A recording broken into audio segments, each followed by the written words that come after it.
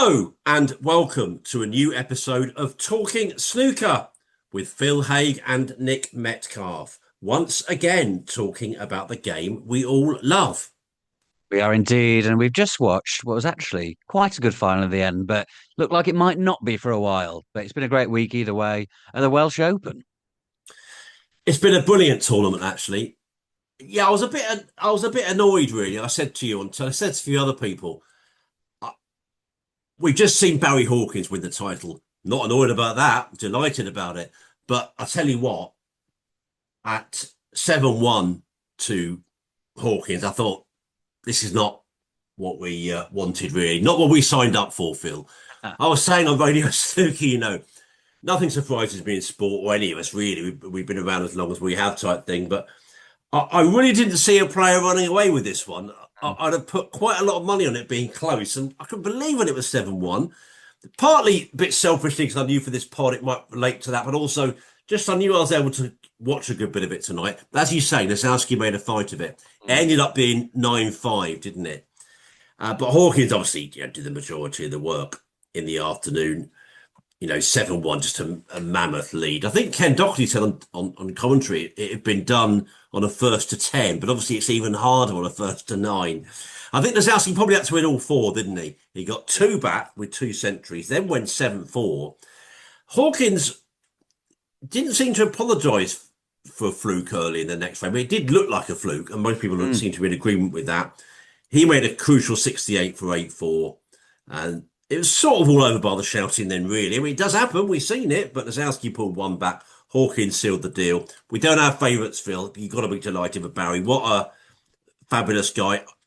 We said it so many times. We sometimes joke about it. We did it at Christmas, didn't we? When I was saying, what was that joke I was saying about? We were saying about Barry would get into Christmas Day and would just be the nicest guy there, pretty much. I've also said before with Dave Hendon that, he'd be my ideal holiday companion. He is just the nicest guy. And five ranking events, I must admit, I've been sharing texts with a couple of people tonight. He could be on double that. He's that good. It feels like almost five is not enough, but he is up to five. Might turn his season around with this, eh? Yeah, I mean it definitely has already, I'd say, because we've been saying he's been sort of the example of what's he doing in the Players' Championship. We couldn't really work out why he was there because we've not really seen him deep in many events. He'd not been past the quarter final before this week. So even though he's earned plenty of money because he's timed his runs well, he will definitely have been disappointed with his season up till this week. Not to be beyond a quarter final is for a player like him is underwhelming up towards disappointing.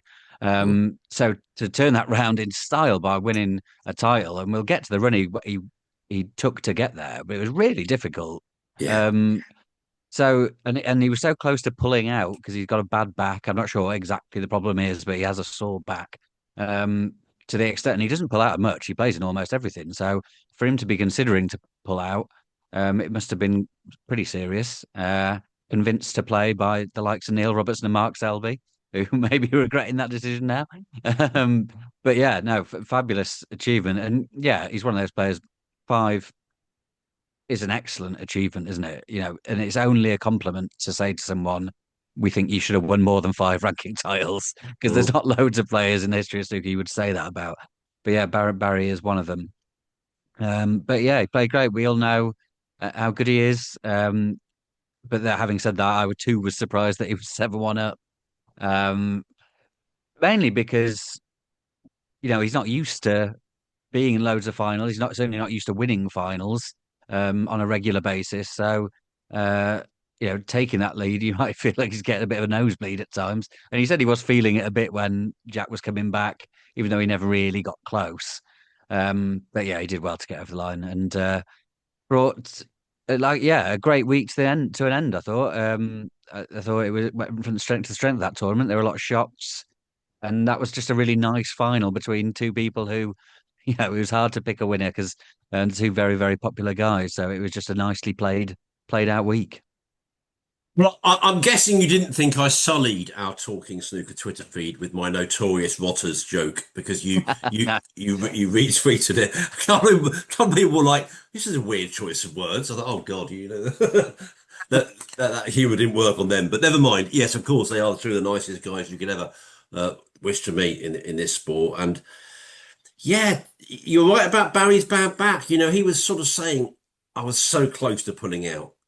Yeah, I mean, Selby in particular, they're great friends, aren't they? Were saying, just, give it a go. He was saying, whatever, take a few more paracetamol, painkillers, and you'll be all right. You get through it. And Barry saying tonight during the interview, I'm out there with Abigail Davis, I'm bloody glad I did now type thing, Mm. because he's gone all the way and won it. And you talk about the run, and you're so right. I've got to say, from the top, we've had a brilliant moment, didn't we, with Jack Lisowski? He made what only be described as a magical break. It was 78, wasn't it, to beat John Higgins in the semi-final. Now, I realise that Lisowski's picked up a bonus that you get for, that is a common theme put up by sponsors Bet Victor. But he picked up a trophy, which I am saying no to. I'm saying that is quite ludicrous, actually. I don't think in any sporting event you should get a trophy before the end of it. I'm trying to think. I haven't thought extensively because, of course, if I did, there probably would be things. Other times it's happened in sport, but I'm not a fan of it. I'm not even going to come at the angle about whether it did Jack any favours because, I'm not. We can't read minds, and I mean, he said it was a hangover, but I think he meant from the whole thing, But I'm going to say not good optics. I was a bit confused in the office last night briefly because I was so busy not watching it completely. I was saying, what's going on here? And then I sort of realised, no, didn't work for me, the trophy. And yeah, there's a hot potato for you. Take it. Well, no, I agree. I think it looks a bit odd, um, especially the whole thing. He was interviewed on the arena floor. It was very much sort of the winner's speech, and yeah, he did win that bonus award, which is good. That bonus is it's not sort of necessarily interesting. Sometimes it's quite boring because you don't really know it's only interesting if it comes down to a dramatic conclusion, which it did there. So that was good. That made that game a little bit more interesting, and pleased for Jack. But yeah, to be handed out a trophy like that before the end of the game, the end of the tournament, it did feel odd to me. And I get that if he had to accept it as a loser after the final, it's not as good for him. But so what? Um, Yeah, that he, that you really know, is he, so what, isn't it? Because yeah, so many times in sport, I don't know what it is. You might get a high break, or you might get this and that. That's commonplace, actually. yeah, exactly. Yeah, and he obviously still gets the prize. That's the main thing. Um, yeah, and I thought just even from like a marketing view, I guess the sponsors wanted to make a big deal of it. Then it made it work the best for them, and they put the money up. So fair play on that front. But yeah, people sort of who caught that on the telly or scrolled through the social media and saw the clips of him lifting the trophy. They may well have thought that was the end of the tournament because that's what the end of the tournament looks like. I'm not bothered turning on the snooker today because they assume Jack Lisowski just won whatever tournament that was on. People don't follow it as closely as we do. You see someone lifting a trophy, you assume that's the end of it. So yeah, bit of a weird one for me. Didn't I'm not losing sleep over it, but yeah, odd. Yes, and Lazowski then saying he was hungover and didn't sleep, and that is the age-old thing. Whatever happens on the night, you know, whatever happens on the second semi-final that's played at night, that is always an age-old concern. How much sleep are they getting? And often players don't get much but power through with adrenaline. This is probably the other example where he just didn't get enough and it probably just affected him. He seemed a bit flat. I think you might have used the word flat after the afternoon session. That was kind of it, really. I mean, Barry wasn't playing like world-beating snooker, but he was playing good snooker, and that was enough. And as I say, I was a bit annoyed, but then we're greedy, aren't we? We've had so many great, and I'd say generally on the Welsh, to flip it round to a more optimistic thing, saying it really was a good tournament. And I saw a couple of matches that I really sort of agree with. We're so spoilt by this period. A brilliant players' championship. I mean, Germany actually was a bit disappointed by Germany standards, but it's still such a big week. The Masters, it's almost like another one. Yeah, what's this going to give us? But the Welsh delivers. The Welsh just Mm. has a habit of delivering. It's got that history. I messaged you during the week, which is a bit biased to our game. But I think I'll be like it when I stop in this game, just being a fan. I love the stories that come all the time. It's just, you never get a moment to be bored. It's so interesting, I think. Reading all your stuff every day and some of the other sort of audios coming from there. That interview is interesting. Who's playing them now? I look forward to watching that. I just love them. I think they're really quick and fun. And yeah, you're right. It was a good. I mean, listen. I think in our next episode we got your view. If we go back to that North Wales, South Wales thing, but I had a look tonight because someone mentioned it. Tickets on sale for next year. It's back at Llandudno. I mean, one thing you can't debate, that tournament looks brilliant. I wasn't there. I know you weren't there either, but just on television, it looks smashing. That arena tonight is full. It's full pretty much from the start. It has a gravitas. I'm going to use that word I often use. It has a gravitas, the Welsh, and yeah, I really enjoyed it actually. And yeah, maybe a word for generally about that break. Lisowski, Des Kane at TNT Phil is talking about the Alex Higgins break of 82. I think in the firmament in the history of the game, it's not going to challenge that iconic status. But I get why he's relating to it because it was Jack constantly not really getting in position, but pulling pots out time and time again. And I tell you what, I'm glad I thought of this. It's put to bed for me the idea. We often get it in the neck of the media for it, but maybe others too, fans, I don't know. We often get it in the neck. Oh, you overestimate Lisowski. You overplay how good he is. I never quite bought that, and I think that's put it to bed. The guy's talent is utterly phenomenal, isn't it? Yeah, but it reminds me of sort of like a really attacking batsman in cricket. Like they'll get really badly criticised when they go for a shot that goes wrong, but Mm. when they go for the same shot and it's just they get it an inch more in the right place and it looks spectacular, then they get praised to heavens. So there's nothing in it really. If he'd have missed one of those really tough pots and left Higgins in, everyone would be like, "Oh, that's why Lisowski doesn't win things." That's why he's Yeah, the player he is. But because they all came off, then he's a genius and the yeah, fractions are minimal, aren't they? yeah, But that's why those players are great because you'll have the lows of thinking, "Oh, why did you do that?" But when the highs come off, they're unbelievable, and that's what happened there. That was just absolutely fabulous. There were some pots there that a lot of players wouldn't have taken on, and he didn't seem to think twice about them, and they all went in the middle of the hole. It was great stuff. And yeah, that's why, Hawkins tonight said, playing someone like Jack or specifically Jack is frightening because when he gets going, he just does stuff that other people won't do. Um, not just can't do, like they won't even try.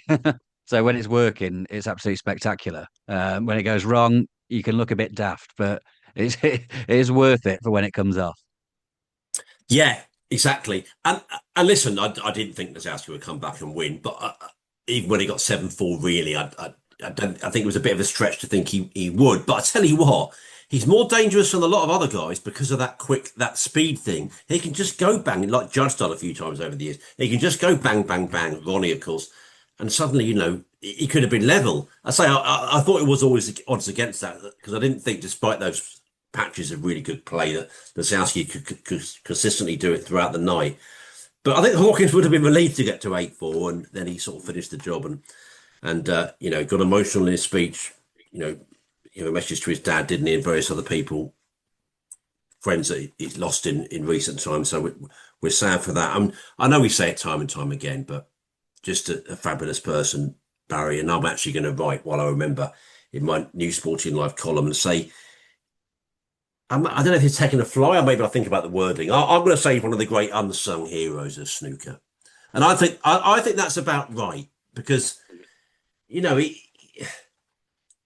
he'll never change. And we'll never change in our attitude to him, really, because we're led by him. He's understated. So why should we be stated, if you know what I mean? Yeah, And we could be, we take our lead from him. I saw a great interview during the week. I think it may have been Abigail again, and she was sort of talking him up, and he was like, "Oh, I hope so." And I thought, "Oh, he's that type, really." I do think, and you're absolutely right to say five is fabulous. I noticed he moved well. I think it's Ray Reid and Stephen Lee, and well, there's a million tales with both those people. Ray, of course, came before the ranking event era, so yeah, it but does feel weird to have a six-time world yeah, champion, only a yeah, of five-time. course.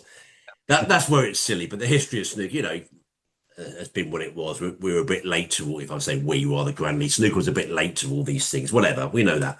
But I do sort of think, I've actually forgotten what I was going to say now. That's not a very good thing. So what? So it was the Five ranking titles. five rankings.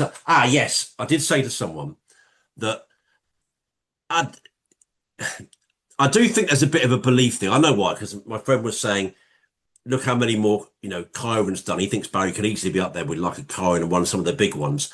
And my view was it's just a slight mentality difference. That I think Kyron is, I don't think, I know, he's absolute pure belief. It's rock solid belief. I don't think Barry is rock solid belief. But listen, he's still having a superb career without that. The other thing I thought was him and Ali Carter. They remind me of each other a bit. Maybe never winning a Triple Crown. Be a bit gutted on behalf of either of them if they don't. Probably odds for they won't. But they still have marvellous careers. They got to those big finals. They won plenty of titles, and they'll be remembered as terrific pros and very successful pros. Phil, not a waffle for me there. I'm needing a lot of stamina for this. First 3 days, let me ask you about Chang Bing Yu, Sean Murphy. Come on, I mean, you got to wax lyrical. I mean, who was it? Was it David Grace that said on Twitter? We've all sort of said, "Oh, he looked like he wouldn't, Yeah. he wouldn't miss," but this time it was true. Yeah. 100% pop rate. I mean, 100% success. 130, 136, 119, and 130. I've got to say on snooker.org, they keep saying it's 524 for one. But I got the calculator out. I'm sure it's 515. So I don't know where they got the Yeah. 524 from. But anyway, snooker.org don't make many mistakes. But anyway, that was sensational. I spoke to Sean on text afterwards, and he was sort of saying that's as good as anything he's had in 35 years of playing the game. I hope he's a lot of the best, best of seven, but best in anything. And he also joked, he didn't lose his humour, that his single red was a corker. Over to you. Yeah, well, I think it's one of those, like, it's annoying that you come up against someone who's played, he may never play as well as that again, and he hasn't played as well as that before. So that get quite annoying, I'm sure, for the opponent. But at the same time, there's nothing you could have done. There's nothing you could do in that, though. He's going to do what John did there, just clap him off. Yeah, it was unbelievable. That was a 10 o'clock start, an AM, which is the great thing about this tournament. It's great to have 3 sessions, the days they had them. And I saw them coming up at 10 o'clock, and I made sure I was there to watch that because it looked like cracker. I wasn't expecting that. I wasn't expecting to get Chang what we did get, but I was very glad I was there to watch it. Superb stuff. Never looked out of position, never looked like he might miss, never seemed to have a tricky pot. We said about Jack Lisowski's break there. I'm sure some professionals would say, that was some amazing pots, but not necessarily brilliant break buildings. You're out of position half the time. But Chang Bin was the opposite. He never seemed to be in any sort of trouble.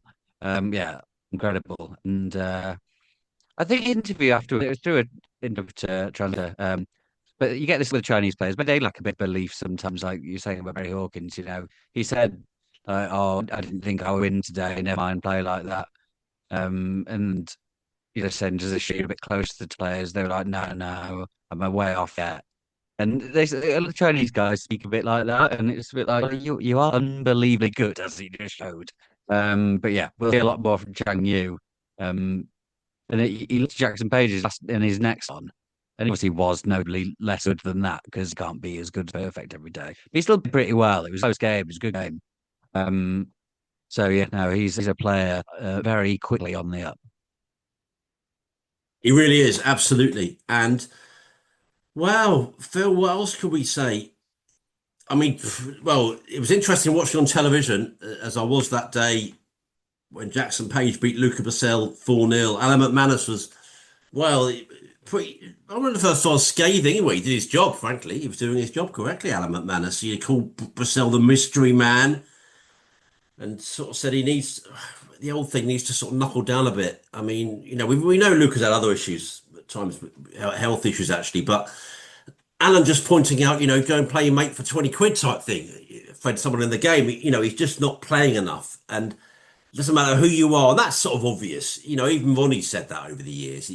Everyone's got to, really knuckle down in practice. Is Luca doing that?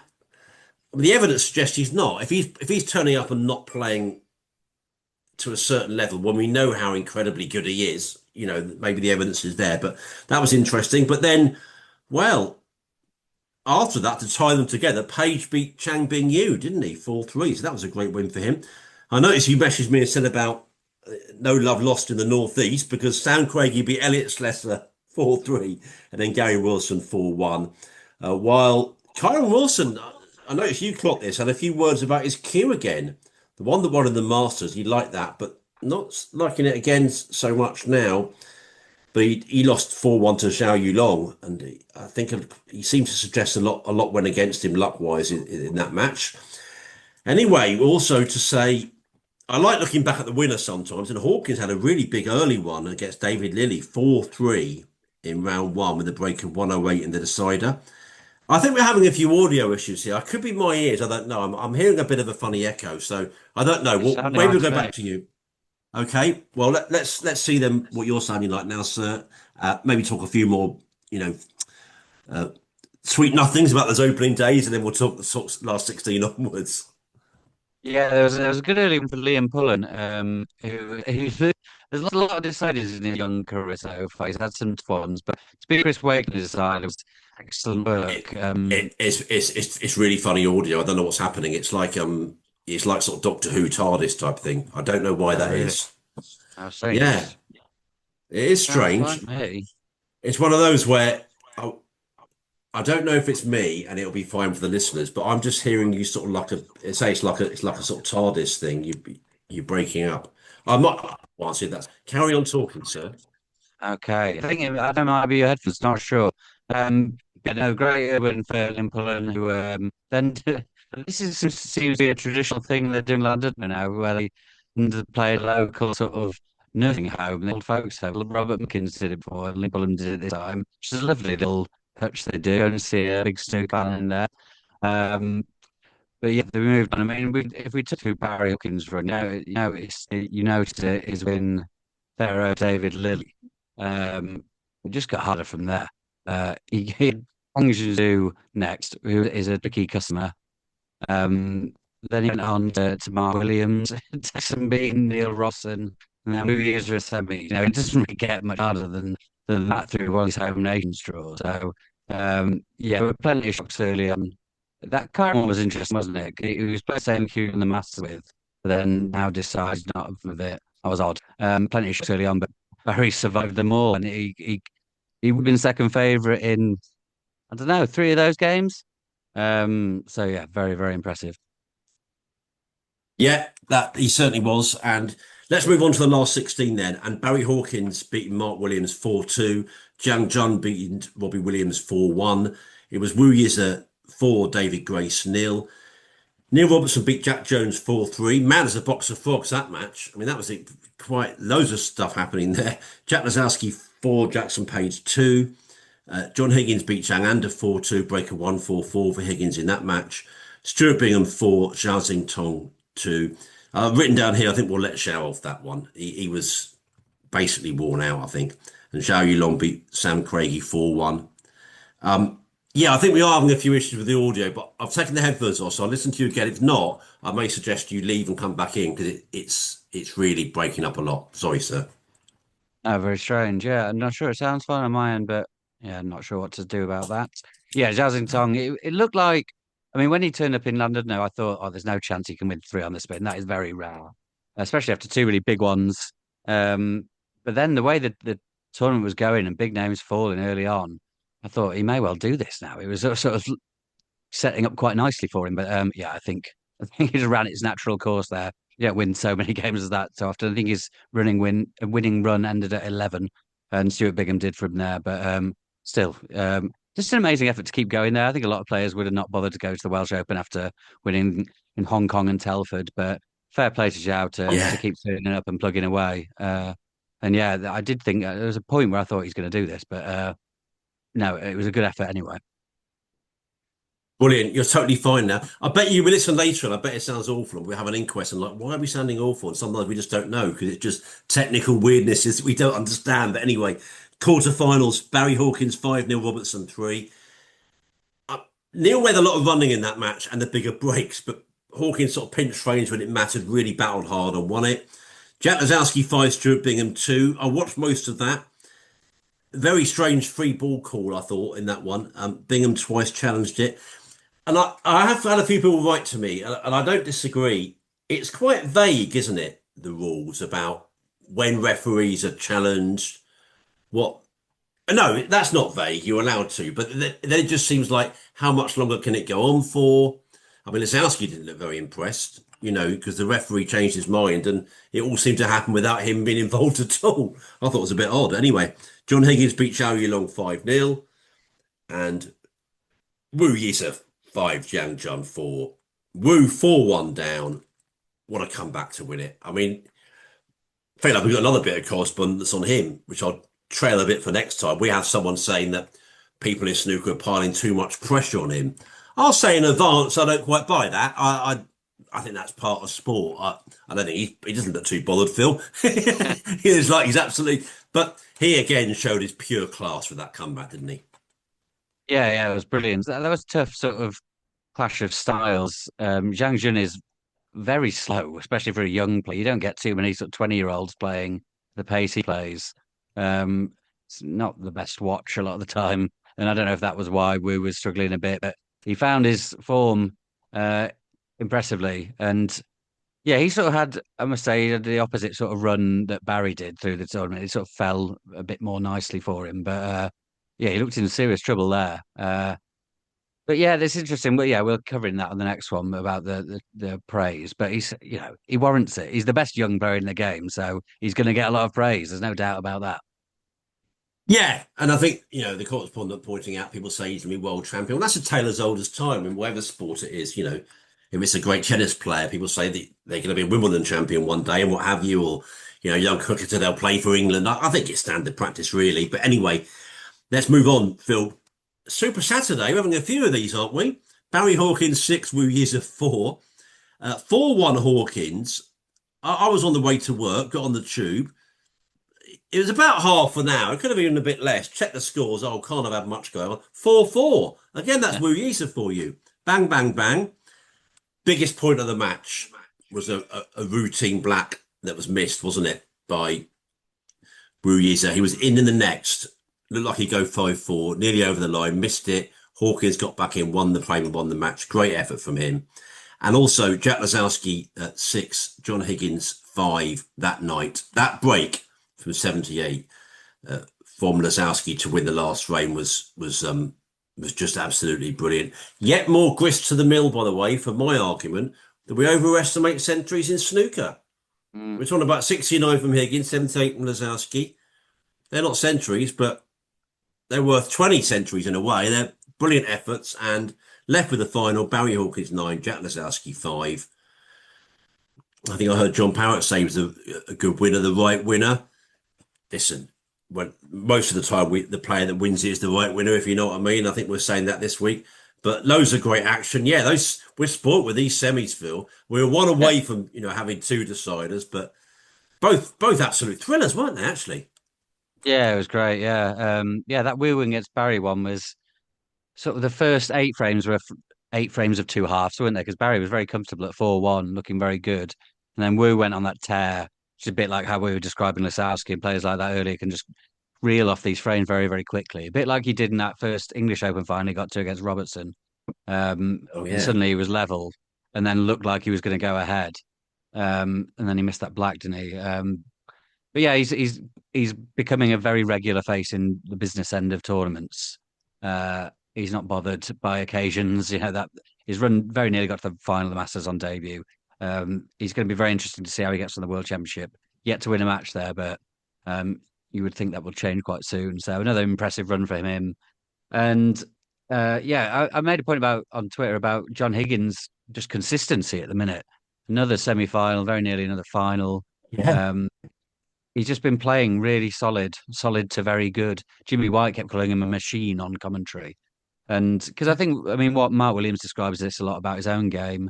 He'll just throw in the odd shocker every so often now at their age, which is completely yeah. understandable. The highs are still very, very high, but you'll just have a nightmare much more often than you used to. But for quite a while now, Higgins has been very, very good, very solidly. He's only been beaten by good performances. Just really annoyingly for him and his fans, the Masters final was the one really bad one. But other than that, certainly in this year so far, we've had 5 tournaments and he's just been very, very reliably good. So super impressive at his age. And it's another good tournament for him, although he'll obviously been disappointed to lose in the way that he did. Absolutely. And do you know what? I keep sort of saying another sad time, but it wouldn't take that long, really. I mean, I'm just being lazy, of course. or we could easily look. How many matches has that man won in the 20s? To extend it out to this decade so far, I'm thinking Judd might have won more. Not many other players, though, because he's just got deep so often. So many Yeah. finals. It's been a And he brilliant plays effort. absolutely everything as well, doesn't he? He never He misses does, anything. actually. No, he doesn't. Even that time he threatened to, he missed like one tournament Yeah. at most. But anyway, let's take a break, Phil. I think we've done half an hour getting that way and say you are listening here to Talking Snooker with Phil Haig and Nick Metcalf. I saw a fair bit of praise for BBC Wales coverage. I know you said you're always kind of a fan of it. Yeah, there is something quite relaxing about it, I think. It's quite a nice team, isn't it? Some nice features.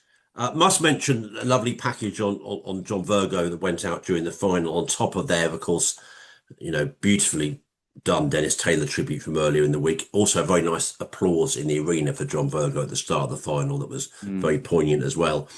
But yeah, lots of different. I'm sure you did catch the one tonight with Mark Williams and Lee Walker. Who they took? They were Jackson Page, wasn't it? And Liam Davis, I think they were talking about their Yeah, had game. some Uh, juniors as well. some juniors, I missed the start of it actually. And Williams was like, one of them had to speed up, one of them had to slow down. I thought, that's it. That's sort of, says it all really. It's hard to kind of get this game right. And Liam was saying he sort of agrees, but when you're under pressure and not winning much, it's kind of hard to do that. But yeah, they were saying, Catherine was saying they were good double act Williams and Walker. I mean, I see them around venues. They always make me laugh, really. They're forever sort of, being sarcastic with each other and they're good value. But yeah, nice team. I always think you can never have too many Welsh voices, really, but there was just about enough of them, I think, with Dominic. And Dominic's not a company man. I never thought he Mm. was. He didn't like that black going in tonight from Barry. I mean, it's miles away, wasn't it? I mean, you talk about the cloth and what have you, but it didn't look like it should have dropped. But anyway, he was good. Flamboyant costumes as usual, flamboyant suits. Darren Morgan, I noticed that my friend Daniel Clark gave him some nice compliments. Mark Williams was part of the team. So that was good. TNT, of course, we know the very regular team there.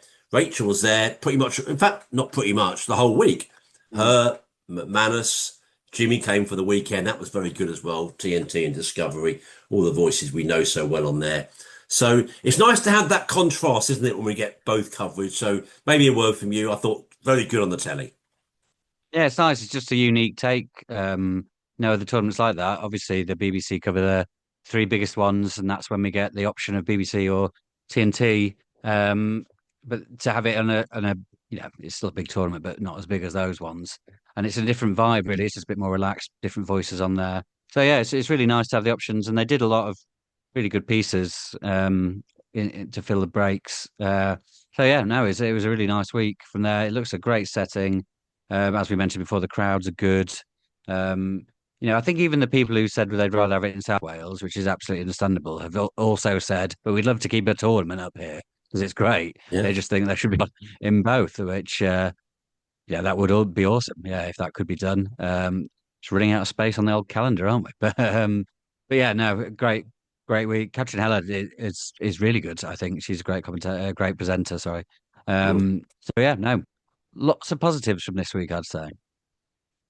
Definitely. And as I say, I have seen next year tickets on sale, so you can get them already for the 2027. It's a bit earlier, actually. It's more towards sort of mid-February, but we'll, look forward to that. And it just looks lovely when they have pictures by the sea, and sometimes Rachel and Alan or whatever, they can just present it in front of the sea, and it just it gives you that nice angle, really. So yeah, we've thoroughly enjoyed the Welsh Open. We say congratulations to everyone putting on the tournament, of course, and particular congratulations to the winner, Barry Hawkins. 5 ranking. I think it's 3 years since his last, isn't it? Something like Mm. that. But anyway, good to see him back in the winner's circle. We'll all take no doubt, all us snooker people, a lot of pleasure from that. Few other lines, Phil. That Jamie Clark has secured a 2-year tour card. Many of you will, of course, know Jamie very well. He was a regular on the tour, really, between 18 and 25, so 7 years. Well, he's got himself on through the WPBSA Q Tour Europe ranking list for this season. He did it at event 7 at the Llandudno Club. He actually won titles in Leeds and Sofia. So he actually needed to get to the final at first, but then that became only the last day when Peter Lyons lost at the event.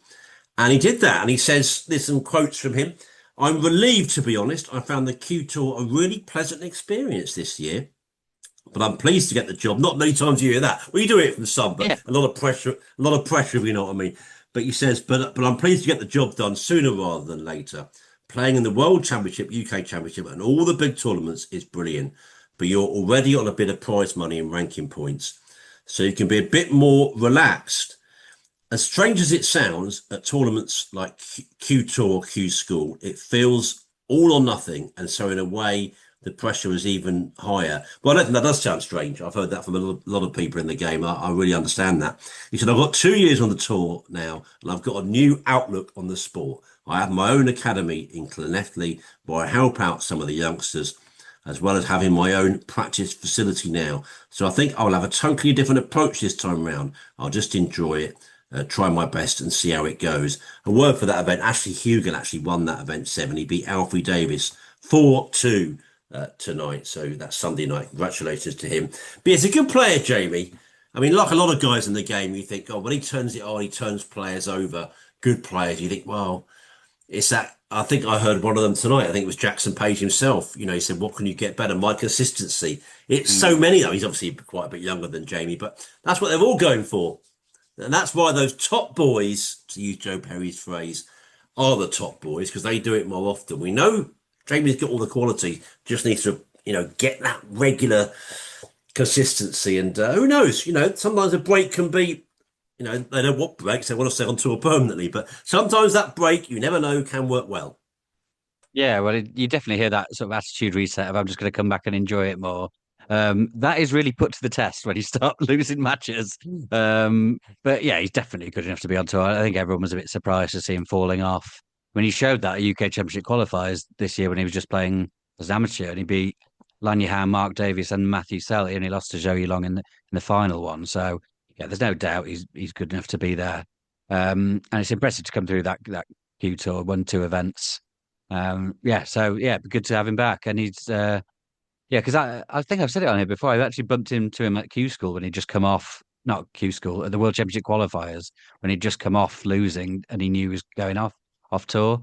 And he said he wasn't going to play in Q School. And I thought, oh, that's probably just quite reactionary. But then he didn't. And then he looked like he was going to take a break permanently from the game. Not permanently necessarily, but at least for a year. But he's had a crack at Q Tour, maybe with that pressure off, thinking, oh, he wasn't too bothered about playing either way.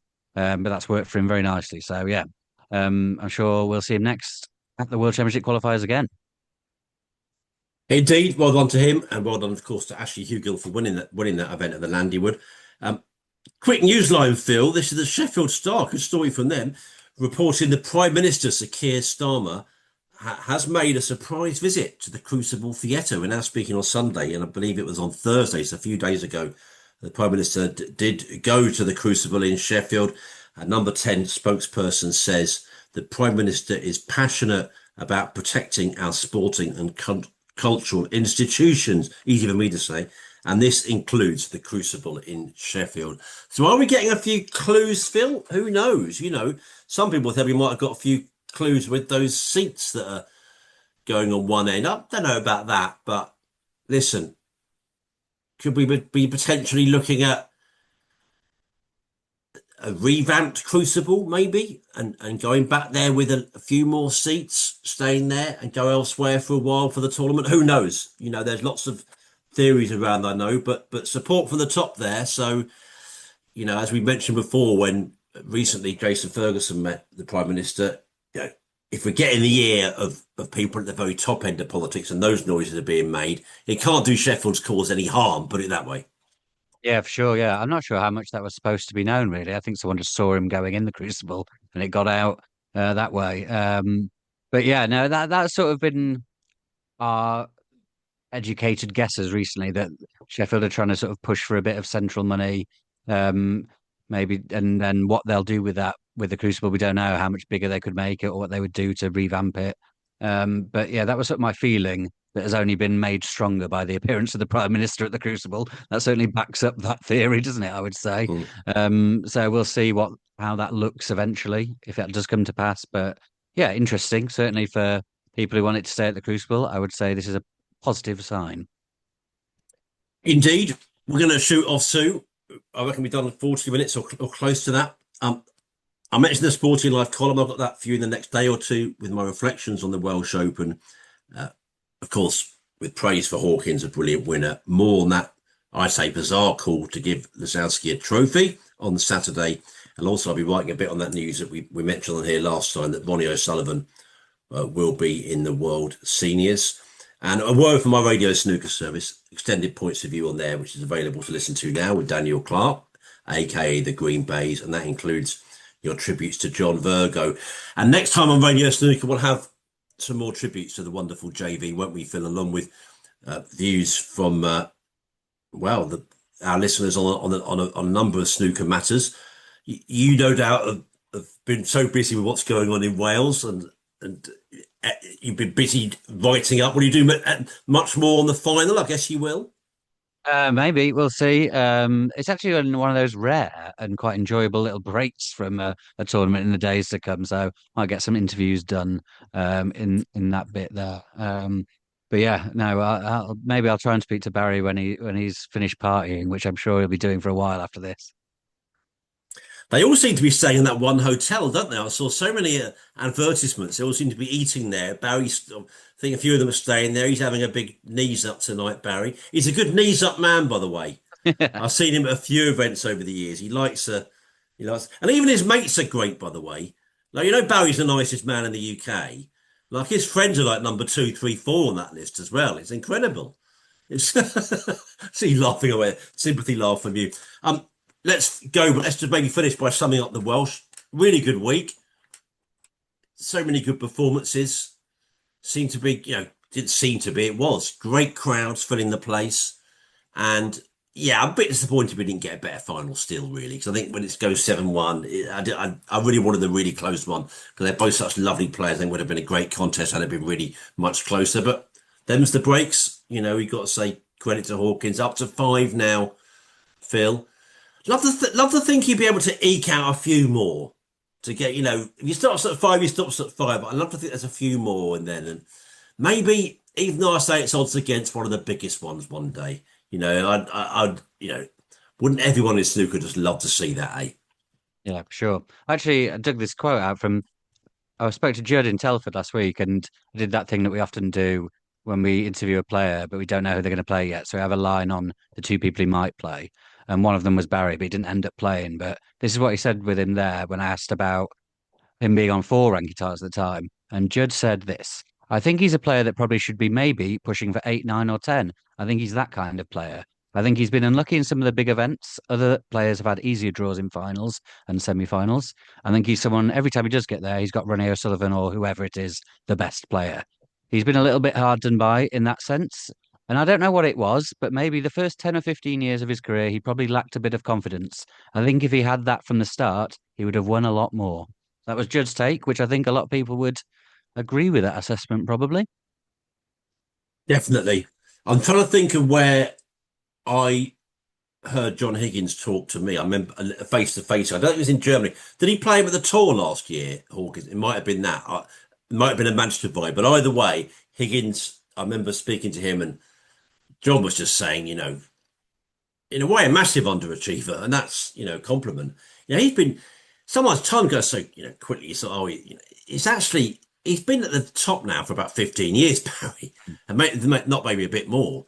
Yeah, and he's such a business end operator. So many quarters, semis, and finals. So, listen, when he puts another one on the board, you feel he's just somehow getting a bit more justice towards what his overall career record should be. Barry Hawkins is the Welsh Open winner, Phil. We'll see everyone next time. I salute you and say thank you for your company, and see you next time, sir. Yeah, always a pleasure. And thanks for listening, everybody. We'll speak to you very soon. All the best, everyone. Thanks for your company here on Talking Snooker as ever. And for now, from your old friends, Phil Haig and Nick Metcalf, cheerio.